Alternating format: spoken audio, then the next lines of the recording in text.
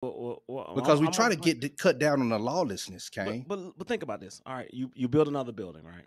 Yes. And just so we can, have enough room for all the extras, since you said they always full, right? So what stops Kane from saying, you know what? I'm tired of struggling. I'm going to be homeless. I'm going to stop paying. I'm going to stay over there. And definitely. Who are you? Oh, we got another one. Let's watch this one here.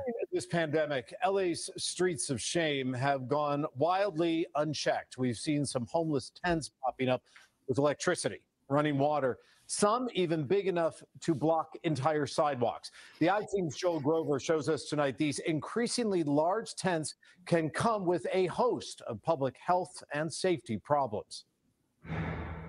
Check it out. City sanitation workers invited the I-Team to look inside this double-wide tent that had its own working shower, a kitchen with a grill and a range hood, air conditioning, even a doorbell. The tent had electricity because it was illegally tapping into a nearby streetlight. When did these stop being our sidewalks? When did they stop being the public sidewalks? When the pandemic began, the city decided not to touch most homeless tents to try and prevent the spread of the virus.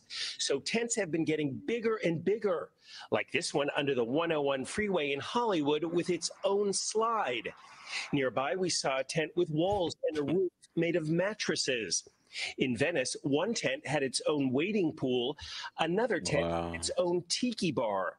And we found no shortage of tents illegally tapping into city fire hydrants for water and into city streetlights for electricity. They are doing things that are obviously against the law and dangerous. No one is inspecting, no one's checking. Some of these McMansion tents have flammable materials inside.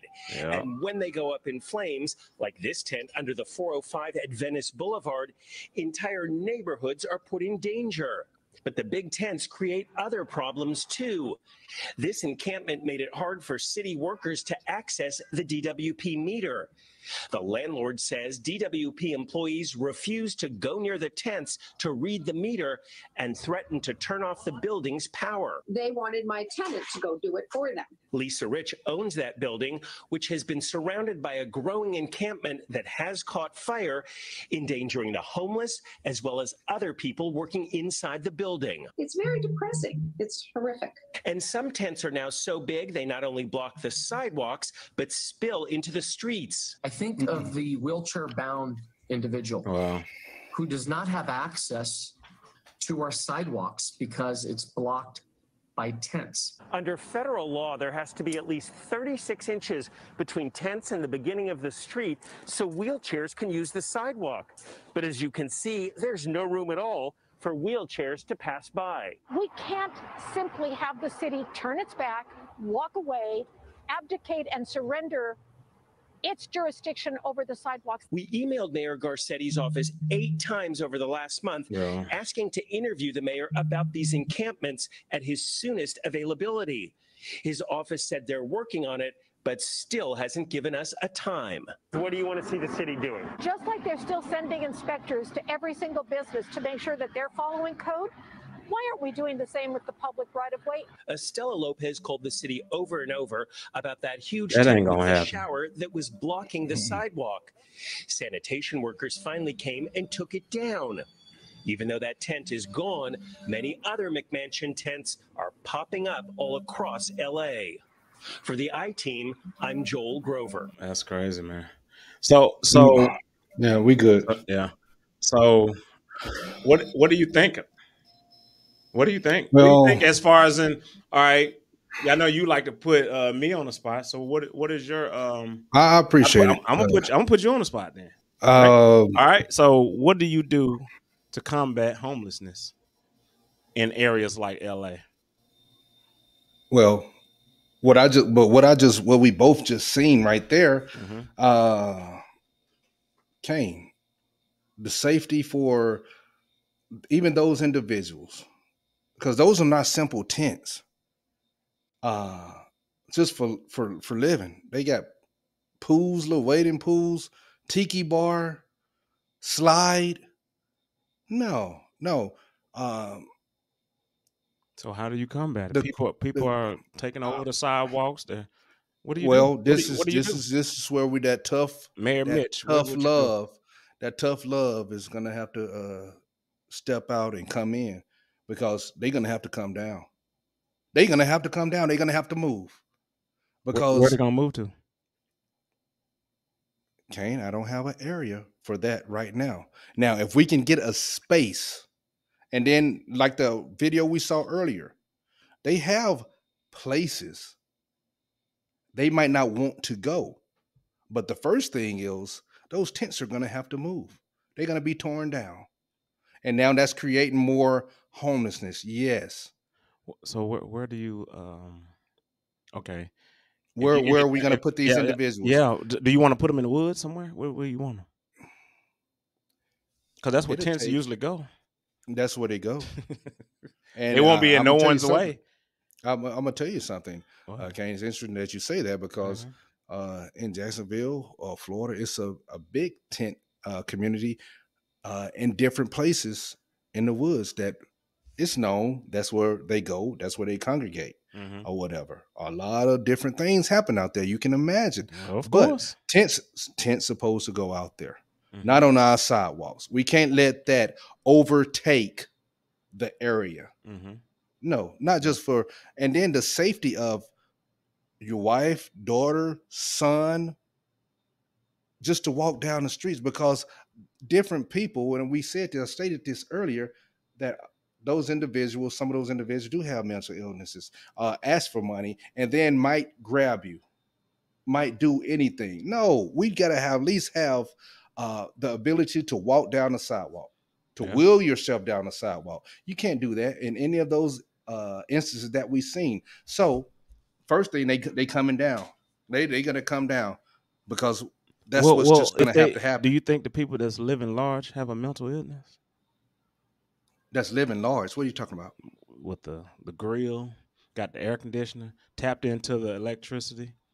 Do they have a mental illness? I don't know. I can't say. Just because you have a mental illness doesn't mean that you can't. It's been proven with medicine that you can't function. Now, that person who had the grill, air conditioning, all of that, shower, they have enough mental capacity to do that. Yeah. So I don't think. What do you? It's wrong. It's wrong. They can still have a mental illness, Kane. I'll say that, and still do what they did. But I'm saying take it down. That's it. No, we can't have that. So I'm totally against that. Now, the mayor, the city planners, what I will have to do, we need to set this area where, even if we have to take down some trees, if we want to put where they can go and put their tents, so be it. Okay. But we can't have that. In our city you right know now. It would be a lot of crime, right? You know, it would definitely be a lot of crime. Rape. It would be fights, all of that. And some of them have their cell phones, so they'll call the police, and the police will be out there. It'll just be another hood, but in the woods. Yeah, that's all it would be. That's all it would be. Yeah. And if we did a building, if we had a building and cleaned it it'll out, be hood. It'll be the hood again, brother. It would be, yes. And a lot of people wouldn't go to it. Well, people would, but then that'll be trashed out. Yes. Don't nobody respect that. Some people wouldn't go. Yes. They're not going to respect a free place.